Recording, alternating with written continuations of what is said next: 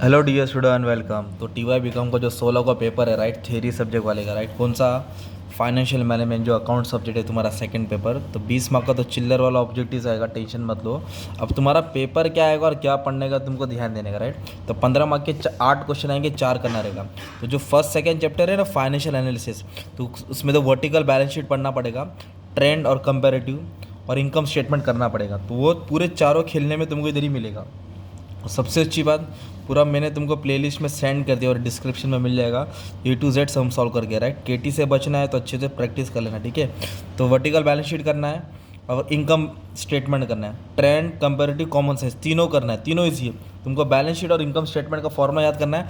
पहला 15, दूसरा 15 कवर हो जाएगा, राइट। लास्ट ईयर का पेपर का ही पैटर्न बता रहा हूँ। फिर जो नेक्स्ट क्वेश्चन आएगा, ये 15 15 30 फर्स्ट सेकंड चैप्टर से आएगा। Balance sheet, income statement cover हो जाएगा। फिर रेशियो एनालिसिस आएगा।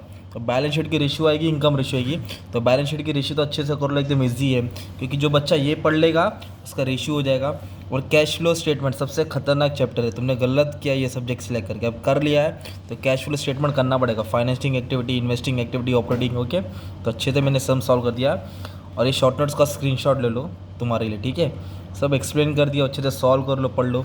फाइनेंस मैनेजर का रोल है फाइनेंशियल स्टेटमेंट का एडवांटेजेस पढ़ना है। ट्रेंड कंपेरेटिव में से एक आएगा, उसका फ़ायदा बता दो, वही फॉर्मेट उठा के बना देना है। बैलेंस शीट और रेवेन्यू कोई भी 3 रेशियो एक्सप्लेन करने का, दोनों में से कंफर्म है।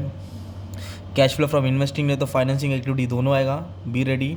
और खुद का पैसा, बोरो फंड, पब्लिक डिपॉजिट। तो ऐसा तुम्हारा पेपर आने वाला है बन के 100 मार्क का, ओके। अभी नहीं पड़ेगा तो फिर से केटी में पढ़ना पड़ेगा। तो बी रेडी डियर स्टूडेंट। सब अच्छे से मैंने सॉल्व कर दिया, ठीक है।